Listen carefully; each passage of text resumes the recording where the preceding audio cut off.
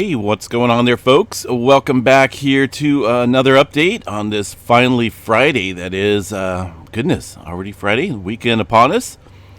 It is about 12:01 p.m. here, California time, February 2nd, 2024. Latest activity on the globe still shows some movement here into the Hawaii area. This is the big island of Hawaii, seeing all that earthquake activity here in the last couple days. A live look at the Kilauea volcano. The summit overview still shows some volcanic gases out here, but this is all typical and normal. I'm not really seeing anything of elevated activity in terms of visual perspective out here across the crater region. We're still looking at quite a bit of earthquake activity here on the big island of Hawaii. Again, look at that. Well over 300 earthquakes in the last 24 hours. Still seeing quite a bit in the last hour as well. Mainly confined. I know we've been chatting about a migration here of earthquake activity, and that's still continuing to the south. But this newer activity here in the last couple hours mainly confined to the center portion of this earthquake swarm. Now, 330, that's quite a bit, but there's definitely been a bunch more than 330 earthquakes. This is just the reported number here from the USGS, 1,251 in this area of Hawaii. That's a lot of earthquake activity. There's definitely been a lot more.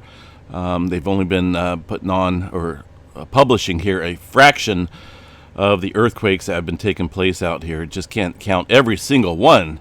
That'd take a long time, but I guarantee you there's quite a bit more than what's shown up here on the map. So let's take a look and see what's going on here for the latest information out here. Deformation data indicating, gives us a good indication of what's going on below the surface. Here is the last 2 days. We did have that very sharp decline in terms of the activity there across the summit. That's a major deflation event. Here's another one from the past week. The 30-day one, though, is really shows the deflation event that took place here a couple days ago when we seen this earthquake swarming kick up. Now, of course, over the past few months, we've been watching this, this inflation rise and rise and rise, and it doesn't look like that much here on this chart because of the amplitude over here. They've had to adjust it so that we can see this huge drop that's taken place. But we've been noticing, over the past few months, gradual inflation. And just a couple days ago, major deflation. So that tells me right there that we've seen a blockage that was below the area unblock, so to speak. A lot of the pressure reservoir was up here, or the summit magma reservoir. All the pressure building up here across the summit region. Well, that was basically confined to this area for a little bit, and it seems as though this region dropped, right? We've seen that huge deflation event. That leads me to believe that magma has found its further path, easier path across the southwest rift zone. That's where we're seeing the elevated inflation activity, and that's where we're seeing all the earthquake activity currently take place there across this region of the very close to the southwest rift zone. So that's something to watch pretty closely.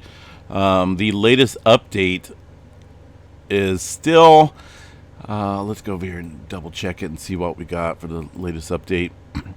I don't think they put one out yet. Notice this is still this is from last night, 0500. It's not 0500 UTC time. So this was put out last night, 7:14 p.m. Hawaii time. Not for sure why they've been putting out later updates. Normally, they'll at least put one up by now. So we'll have to wait. But still, they're kind of talking about the amount of potential magma accumulation. And that's roughly around 40 million cubic yards or 30 million cubic meters in the region to the southwest of the caldera during this event. So as long as this intrusion continues, which more than likely makes sense that it will, there is a chance that an eruption could occur within or southwest of the caldera, like I've been saying all along, with little advance warning. So watch that. This area, I firmly still believe that we're going to see that eruptive activity take place out here. And who knows? I mean, it could be a little bit more dynamic in terms of eruptive activity. So keep an eye on that. But as of right now, still popping with earthquakes. Goodness, still popping with earthquakes. We can see them there on the Hot Caves Hawaii station.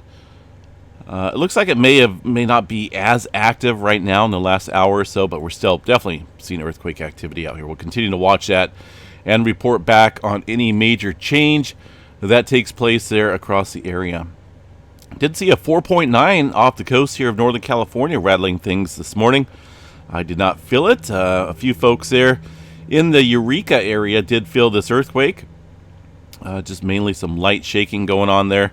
This earthquake occurring, again, well off the coast into right around the Mendocino Fault Zone. This is a plate boundary here between the Pacific Plate to the south, the large Pacific Plate, and the Juan de Fuca Plate, or if you want to be specific, the Gorda Plate. It's a very small microquake or micro plate here across the area.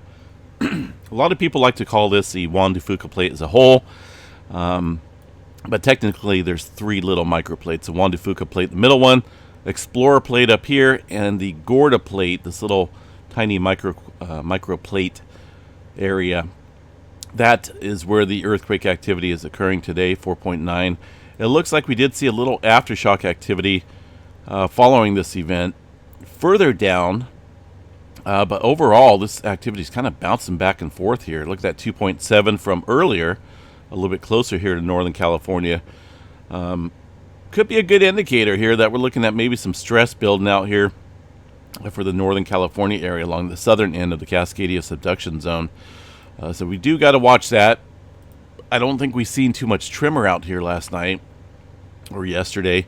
The tremor map here shows about 194 epicenters of tremor. A decent uptick, but not a huge uptick here. And that's mainly up around the Vancouver Island range, outside the Victoria area. Underneath this region, of course, down into the subduction zone of the Cascadia. But either way, we'll continue to watch that. Definitely showing some signs of uptick here across Northern California. This little swarming area from yesterday, looks like the majority of this remains from yesterday, except for one little one-pointer away from the swarming area near this fault zone over here off of the plate boundary, so the North American side of the plate boundary. But yeah, we did see a little bit of swarming out here on the San Andreas Fault specifically. But for today, it looks a little quiet. I'll continue to watch that. All right, Southern California. We still have looks like a little activity stirring up here in a linear fashion across the area near Banning. Kind of an interesting little scenario here, because it goes against what the fault systems are showing us. You know, it should be more or less northwest to southeast. This is kind of going straight west to east here on the map, but looks a little odd. So a little bit of interesting earthquake activity down there today. Some of that was from yesterday, but relatively deep in this area as well, about 12 kilometers or so. 12 to 18 kilometers below surface for this earthquake activity. No major swarming, but that activity does look a little odd here, stretching across that region. Across the rest of the 48, a little bit of activity outside the Hebgen Lake area. That's the Yellowstone region here. We're just west of Yellowstone. A handful of smaller earthquakes. Let's go see what's going on there for that area. And I can see it already over here around Maple Creek. Goodness. Got a handful of earthquakes here in the region. What do you say? You think there's a little bit more than these guys are showing about 10 earthquakes here in this area. It does look like there's a little bit more than 10. Probably double that number, but nothing big. These are all very small microquakes, as noted here on the graph. 1.5 appears to be the largest in this little sequence of earthquake activity there across the Hebgen Lake area. It started up, it looks like about 4 o'clock this morning or so. But nothing big. Some of that activity is shown up here around the Madison River area. But the rest of the Yellowstone super volcano is quiet for the most part. Looking out across the rest of the 48 here, Texas still rocking and rolling with some earthquakes out there in the oil fields. Got one 3.4 out here off Highway 18. I wonder what's out there. Let's take a look at the satellite view and see what's out there. What do you guys think is out here? Maybe some UFO bases or secret military installation station out here? Probably not. These are oil fields, as you can see, a whole bunch of them. There's a huge field of them. Wastewater disposal pond, not a swimming pool out there. So a 3.4 occurring within these oil fields, very close, within feet of one of these older ones. It looks like some of the vegetation here looks like it's overgrown this area. But yeah, still seeing earthquake activity out there in the oil fields. The rest of the eastern portion of the country looks fairly quiet for now. Not a whole lot going on across the South America region. Puerto Rico, notice that swarm has just disappeared. We had seen a little decent earthquake swarm over here across the area of the Puerto Rico Trench. It just lasted for a day or two and then just suddenly stopped. That all has to do with obviously plate adjustment, plate migration and movement here. If there's more strain in the area of the Caribbean plate, obviously we'll see increasing chances and earthquake activity out there across the region. But for now, it looks like things have kind of calmed down there slightly. We did have a 4-pointer yesterday there in the Dominican Republic area, just on the extreme western edge here of the Puerto Rico Trench. All right, one earthquake out here on the Kermadec Trench, 5-pointer from this morning, it looks like. Aside from that, things look very quiet across the Vanuatu area. New Zealand, what do we got going on here in New Zealand? Looks like a little bit more activity here this morning. So let's go see what's going on there across the New Zealand area. I hope everyone's having a good Friday. Goodness, not for sure what. Well, I got to finish catching up on my schoolwork, and then I don't know. I may barbecue, I may not. We'll see what happens. It's always up in the air. If I feel like it, then I will do it. If not, then I just won't. 5 hours ago, looks like a 2.5. Let me bring in all these quakes here. There's a 4-pointer up along the Kermadec Trench. That's relatively deep. I think that's what we're seeing up here. Well, these are all threes. Here's a shallow one just off the North Island coast. Let me see what we got here. Fairly recent earthquake as well. Shows a 3-pointer. That's got to be this one here. 3.0, 3 hours ago, just off the coast here of the North Island. A handful of smaller quakes out here in the last few hours as well. A whole bunch of deleted events. I don't know what's going on with that. There's a 5-pointer up in the Kermadec Trench area. Doesn't look like any major swarming going on. A handful of smaller quakes out there.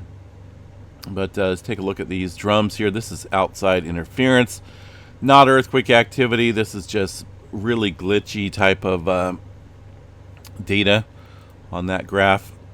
Did not mean to do that. Let's go back here. But as far as earthquake activity goes, well,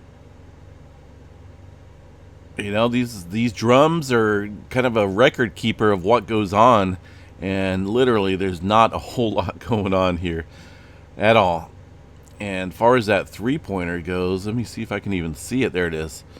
That's there around the Great Barrier Island area.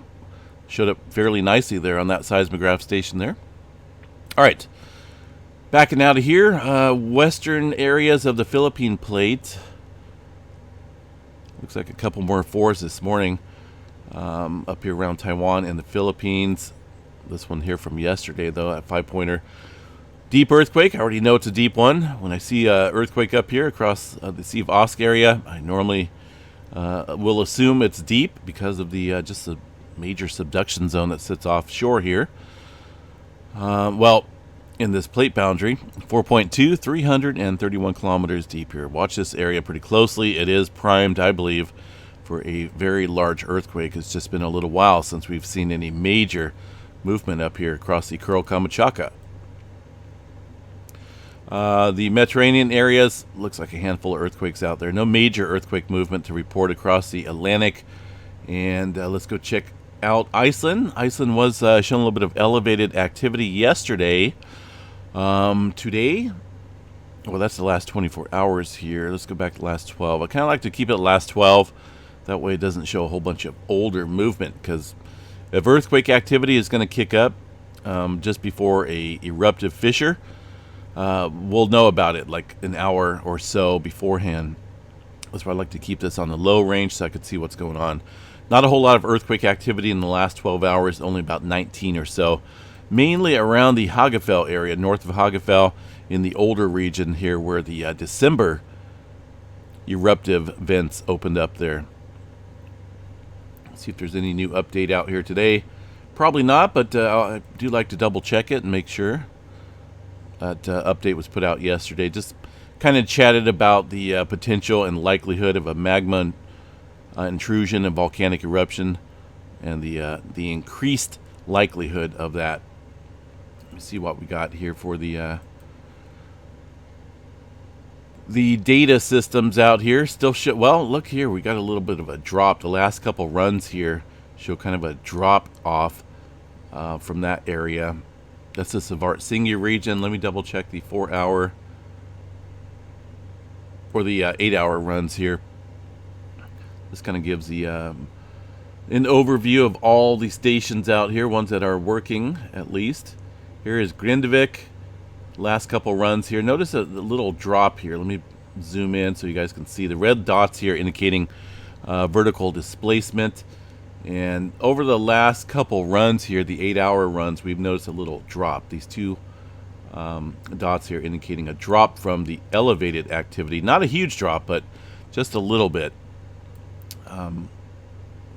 Over from yesterday, we've seen a little drops, but we'll continue to watch it. Overall, it's still very elevated out there across that region of Grindavik. Alrighty, Alaska. I don't know. Alaska's been calling my name recently. I want to go up there and check it out. I may go up there this summer and see what it's like. I would love to see the midnight sun. I was up there in Alaska a couple years back in the middle of winter time, so only got to see the sun for a short time. I would like to see what it's like at midnight. That'd be cool to see that. That'd just be unreal, like almost on a different planet. Gotta experience that at least once, right? Let's see what else we got. Space weather activity out here on this Friday. Shows some sea flaring going on. Had a little bit of sea flare activity earlier this morning as well. Latest update here from Kevin on the solarham.net site. Does chat about a potentially active sunspot region out there on the southeastern limb of the sun, beginning to turn into view. Looks like that has some potential of being active. Let's see if we got any kind of view of it here on the magnetogram. Nope, it's not this region, but way back here. So we'll have to keep a watch on that. Either way, it has been producing some flaring, and that will be rotating into the Earth view here soon in the coming days. Right now, we're left with not a whole lot of complex sunspots out here. We do have one region right here that's kind of showing some complexity and some growth, but overall, just not a huge threat here of any solar flares taking place. 95% chance for a C flare, M flare at 30, X flare around 5% chance or so. Aside from that, yeah, no major auroras in the forecast. Move on to the weather, because that's kind of a big deal right now in Southern California. A lot of chat going on. But for severe weather, goodness, Texas doing it early in the February time frame. Texas definitely has a lot of active weather out there. Tornado. Whoa, got a large 2% chance of tornado probability out here. That covers all the big cities. San Antonio, Dallas, Austin, Fort Worth, Arlington. Heads up. You guys are out there today. Watch for those twisters. Could see a chance of them. Not a big chance, but 2%, 5% chance for some wind damage and hail. Seems like Texas always brings in that big hail. The dashed area indicating a 10% or greater probability of 2-inch diameter hail or larger. I ran into that last year. No joke. I had to hide underneath some trees out there. Luckily, there were some folks out there that whistled at me to pull my vehicle into their carport. Very nice people out there in Texas. Kind of saved the vehicle I was driving. But yeah, look at that. Pretty decent chance out there around Del Rio Eagle Pass. Heads up if you're out there today. All right. Storm Prediction Center out here does show. Hold on a second here. Yeah, I was just looking at this run here. Yeah, it looks like those storms are going to fire up in Texas here a little bit later. But for California, we're going to go over here to the western U.S. and take a look at that. There's our low pressure system that just got through, bringing quite a bit of rain here to the state. That takes an unusual turn southward and basically joins this other low pressure system. It looks like this one eats it up. So there's going to be not only moisture coming up from the south, but remaining residual moisture there from that low pressure system that's just a little odd. It gets squashed down there and gets eaten up. And so our decent amount of precipitation here in Northern California looks to remain the same. I like that. I do like that. That looks decent. Remember just yesterday here, I think I was doing the morning update, and it showed the brunt of the moisture down south. Now it's starting to zoom in here to Northern California. It's starting to stabilize in terms of model agreement that Northern California here will get a decent amount of precipitation as well. There is definitely some flooding concerns down there across Los Angeles area. Look at these rainfall rates. That's fairly decent. So accumulated precipitation out here just from this storm. Let's show you guys here real quick as we put this into motion. It definitely has backed off slightly. This goes to about, right about there. Down there around Southern California, the GFS model here is showing roughly around 3 to 5 inches there across Los Angeles. Up in Northern California, a decent amount here in the Sacramento Valley as well, maybe another 3 inches. Higher region's going to see some snow. But it looks like they backed off a little bit on that rainfall down in Southern California. It was looking at like 8 to 10 inches of rainfall. I don't think Los Angeles could handle something like that in one day. That would be chaotic, to say the least. So Southern California, let's bring up rain accumulation here. This one I can at least zoom in here and see where it's at. Next 3 days. Is that going to include our event? I'll just cover the next 5 days just to make sure I got it. Still a decent amount of precipitation here across the Los Angeles area, showing about 5 inches or so of rain. A little bit higher, obviously, in the mountain ranges. Now, that's the ECMWF model. The GFS model here backs off quite a bit around the Los Angeles area. 333, look at that. Goodness, you guys know me. 333 is my number. Either way, that's a little bit less of a rainmaker from the GFS model. But still a decent amount, right? 3 inches up here in the Sacramento Valley area outside of Chico. So we'll have to watch this, see how this plays out. The HRR model does not go all that far to cover the next storm system. But either way, we do have some rain coming in, right? And we do have to be prepared for it. There is still some flooding concerns out there across the Los Angeles and Southern California area in general. So we'll continue to watch that as we get a little bit closer. Live seismograph stations out here still shows, there's the Philippines here showing a little bit of earthquake activity, but also Hot Caves, Hawaii continuing with the earthquake activity out there. Looks like, around the Philippines we got 3.6 coming in, looks like there. Those two that I showed you on the seismograph stations, looks like a little bit of activity out there, but the Hawaii station there, definitely still coming in, looks like a 2.2. Maybe some other quakes in there as well, but still a lot of activity. I'm going to go over and check back out of there real quick. I do want to check the recorded seismograph stations over here around the Kilauea volcano, because there we can actually see the amount of back-to-back activity occurring. Yes, obviously we can see it from this map, but on a technical perception here, I'd like to see what it looks like on these graphs here. And Looks like it's a little less dense compared to about 12 hours or so ago, but there's still a lot of earthquake activity occurring out here. I mean, that's a lot. Goodness. Not going to go and count all of those, but that's a lot of activity still stirring up out here. And that's just one region over here. Let me see. There's one hiding right here. There's the other station, picking up all those little tiny earthquakes. And they're really not all that tiny, but they... I think, it's just a matter of time before we see something happen out here, folks, around this region. And the wording out there from the USGS, the volcano site, is sounding like they're a little bit more in agreement that something's going to happen out here as far as eruptive activity goes. Just a matter of time. A live look here in the area does not show any eruptive activity. There's obviously some older fissure activity out here to the north, I believe, the 1974 events, somewhere within this area. But yeah, so we continue to watch it and report back on anything that changes. Oh, they just put out an update. All right, I'm glad I double checked it because it just came out, looks like, a few minutes ago. Kilauea volcano is currently not erupting.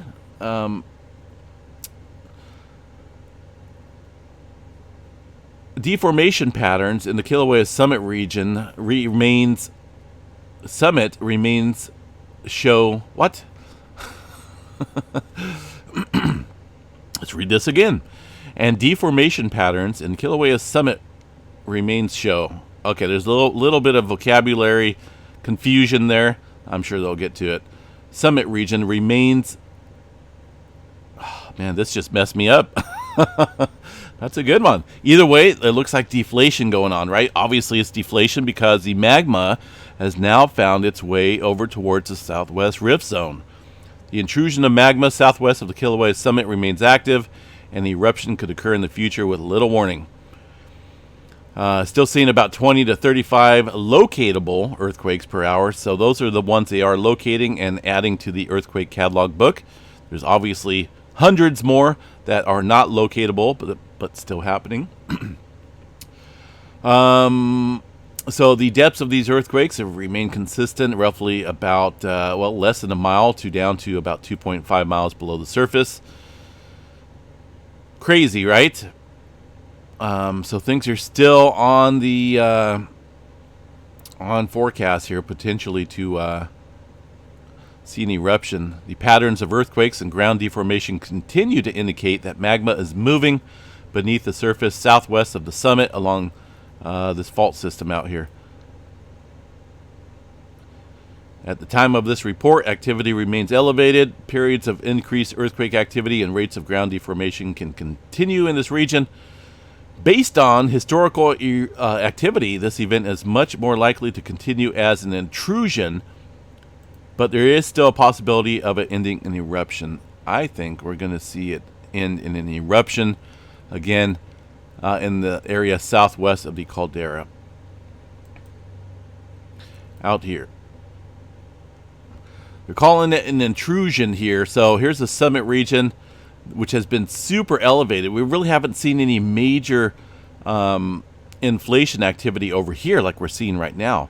It had been building and building and building across the summit region. That dropped like a rock, and then it moved over here as far as magma goes, and this skyrocketed in terms of inflation. Deflation up there at the summit, inflation here across the southwest rift zone indicate magma is definitely intruding underneath this area. And, I think as long as there's continued further supply out here, we could see that open up like this. So we'll continue to watch it here, folks. I'll report back on anything that changes. But for now, latest earthquake there, 2.2. And they're still popping here on the graphs. They're at the Hot Cave Station.